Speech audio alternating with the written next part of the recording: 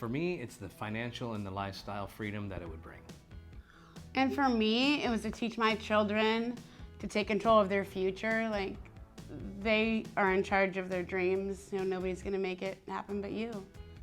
So we have friends, Camille and Fabrice, who own 2 Tikiz trucks.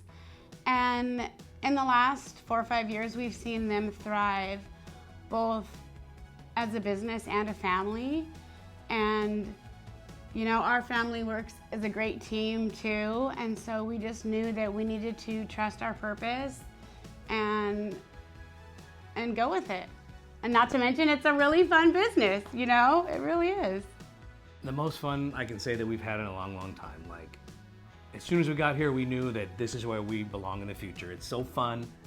Everybody is great to work with. The man behind the camera is the bomb, and we feel like part of the family already. Definitely.